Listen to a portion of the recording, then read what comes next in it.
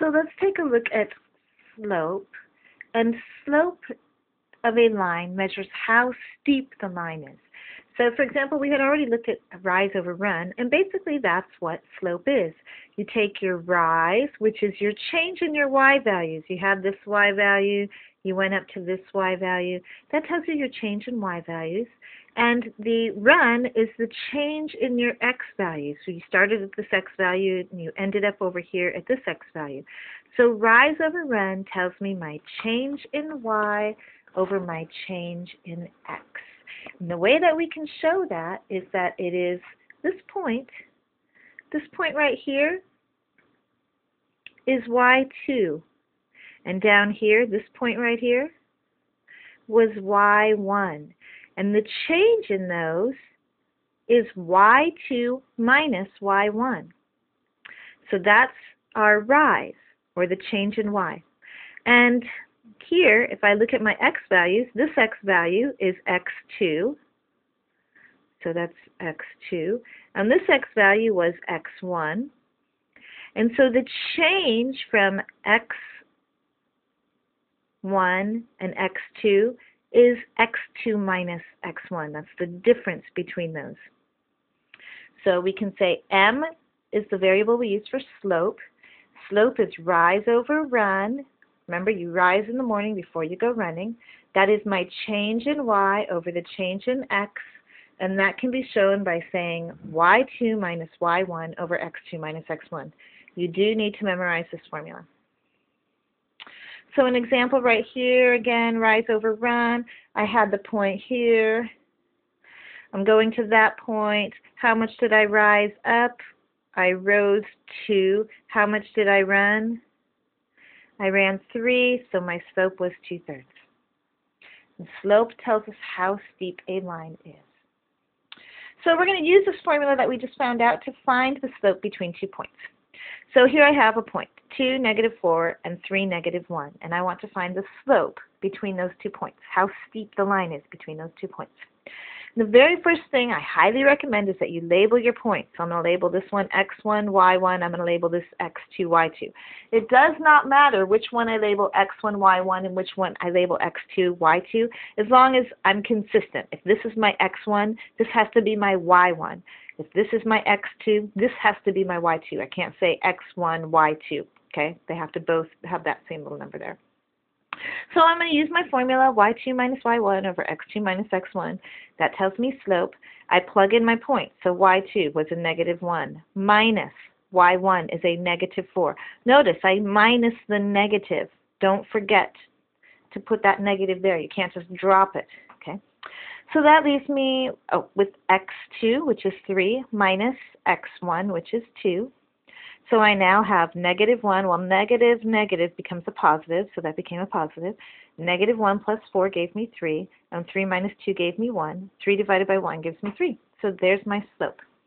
Common mistakes that I see happening are students putting x's over the y or subtracting the x's from the y's. So be sure you put the y's on top, rise over run. If I've got y2 there, I need to make sure I have x2 underneath. y1 there, x1 underneath. Okay, so here's another example. Here's the points, 3, 1, 5, 4. First thing you do, label your points. Write your formula, y2 minus y1 over x2 minus x1. In this case, y2 was 4 minus y1 is 1. x2 is 5 minus x1 is 3. 4 minus 1 is 3. 5 minus 3 is 2. So let's take a look at the type of lines that we can have when we're looking at slope. So here this slope is increasing. It is a positive slope, and so it increases. It's going up. This slope would be a negative slope, and it is decreasing, so it's going down. Here, this is one of the equations would look like y equals something. So in this case, maybe y equals 1. Notice there is no slope. It's not increasing or decreasing at all. The line doesn't have any steepness. It's just staying straight. And those are 0 slopes for horizontal lines. Horizontal lines always have 0 slopes. And here this slope is called undefined. And those are always of the version x equals something. So the reasons why this happens is, if I'm looking at my zero slope, remember, it's the change in y, so y2 minus y1 over the change in x is what slope is.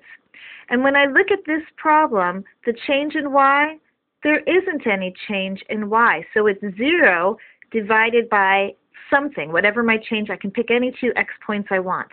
And whatever that change is, I'm still going to have 0 for my change in y. And 0 divided by anything is 0. So that's why I get a slope of 0. Here, if I look at this, my change in y could be, I could pick this point and this point. So my y changes. But I'm dividing this, then my change in x, there isn't any change in x. So my change in x is 0. And remember, we cannot divide by 0. That is undefined.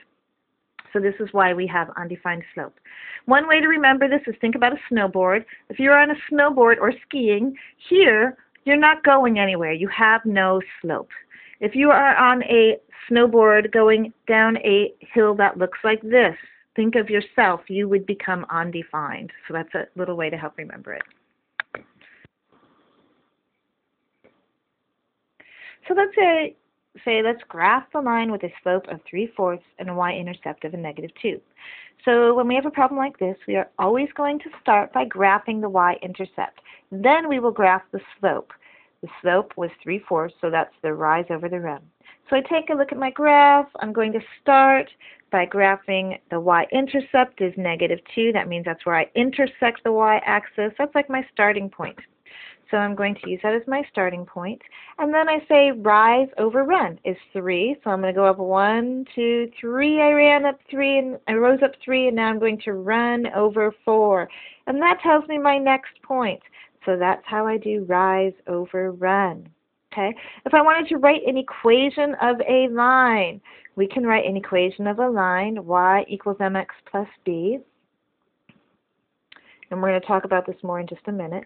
Well, the m stands for slope, and in this case my slope was 3/4, and the b stands for y-intercept, and in this case my y-intercept was a -2. So that is writing the equation of this line. Now let's say I said, let's graph this equation, y equals -2/3 x minus 3. So my slope is equal to -2/3, and my y-intercept was equal to a -3. So I'm going to start here, and I go to my y-intercept. That's where I cross the y-axis. And hey, this says slope is -2/3. Well, that means, what do? I can either go down 1, 2 and run over 1, 2, 3, and there's my next point because I'm going to go down 2. Or I can say, hey, I'm going to go up, rise 1, 2, and run over 1, 2, 3. And so that is how we can do our negatives. That negative will either make it rise down or make it run backwards.